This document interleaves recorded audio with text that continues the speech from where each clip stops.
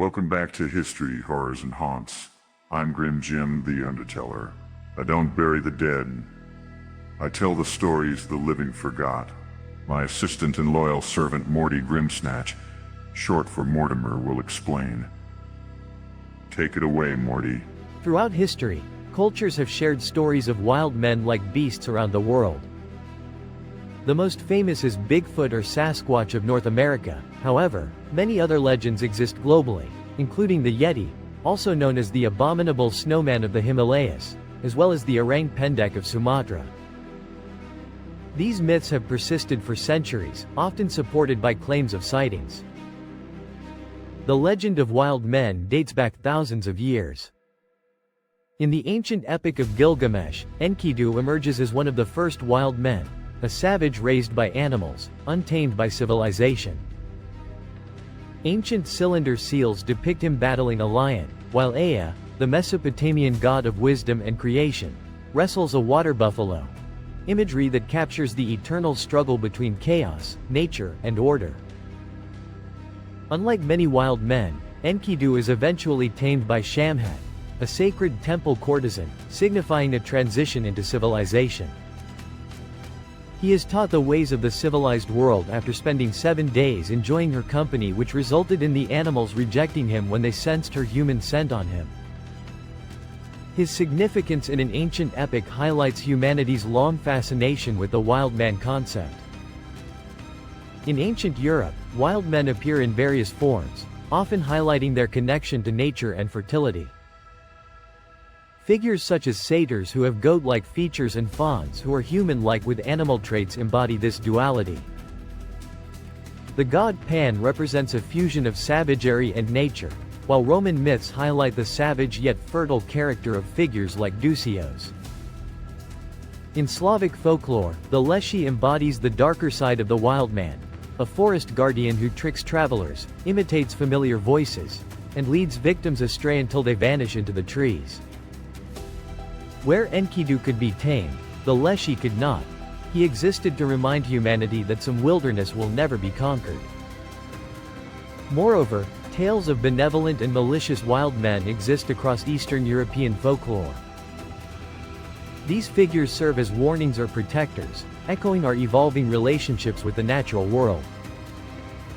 Medieval accounts continued to portray wild men, revealing society's fear and fascination.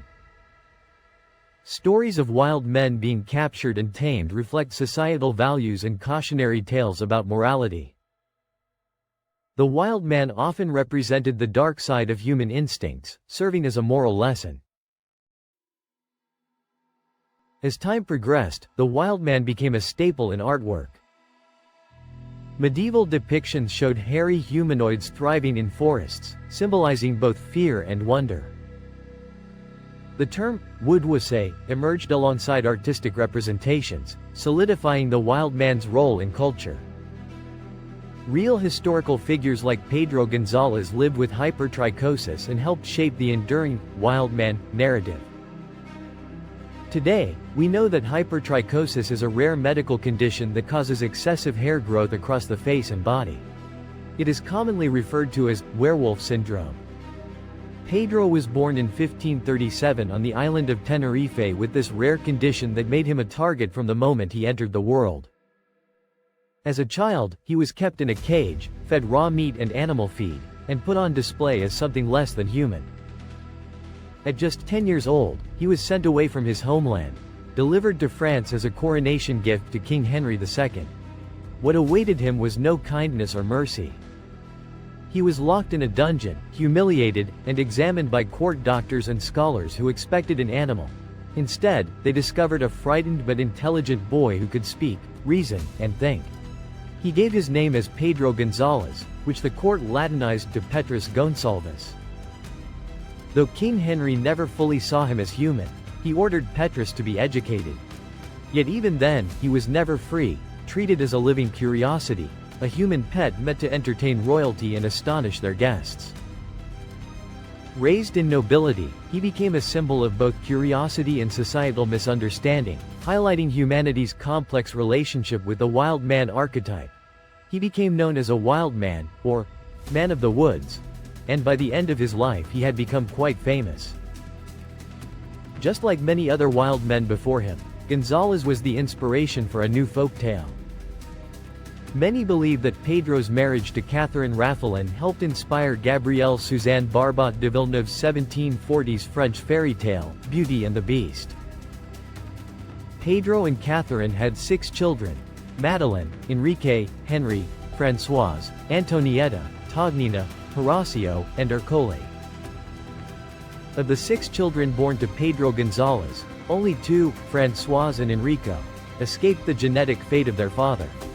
The other 4 inherited hypertrichosis, a condition that would define not only their appearance but the course of their lives. Although they were highly regarded by all noble company, the family was still considered less than human and were never truly free. In the courts of Europe, the González family was studied by scientists, painted by artists, and treated as curiosities rather than people. When Duke Ranuccio Farnese became their protector, his protection came at a terrible price. The children born with hypertrichosis were given away as gifts to nobles, torn from their family and sent to live as living curiosities, separated forever from the only people who loved them as children, not spectacles. One of the youngest children, Antonietta, was presented to the Duke's mistress, Lady Isabella Pallavicina, immortalized in a portrait where she holds a letter telling her own tragic story. This portrait shows Henri, also known as Enrique or Enrico, the eldest son, who also inherited his father's rare condition, hypertrichosis. Historical records are scarce on the later lives of the 4 children. Most likely they lived out their days in the households of nobles, removed from their parents' care. Only a few portraits and documents survived to tell their story.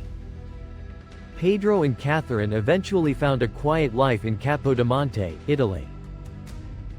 However, in contrast to the Beauty and the Beast's happy ending, the story of Pedro and Catherine ended tragically. He was treated as less than human until the day he died. Pedro is believed to have died sometime after 1617, likely in Capodimonte, Italy, far from the notoriety that once defined his life. Local records suggest that Catherine may have died in 1623, also in Capodimonte. No official records of their burials or final resting places have ever been found. Most people born with hypertrichosis did not have the protection of royalty or noble patrons. In the 19th and early 20th centuries, as freak shows flourished, many were pushed into public exhibition, labeled as wild men, stripped of dignity, and marketed as creatures caught between the animal and the human. These legends captivate us even today. They embody the tension between civilization and the rawness of nature, stirring the imagination about undiscovered beings living in remote wilderness. The wild man was never just a creature of legend. He walked among us, was painted, studied, and displayed, and when the world moved on, the myth remained. For as long as humanity fears the unknown, and ancient legends continue to shape our stories, the wild man will remain, watching from the shadows. I'm Grim Jim, the Underteller. If these stories intrigue you, subscribe for more journeys into the myths and mysteries that shape our world, on history, horrors, and haunts. Thanks for watching.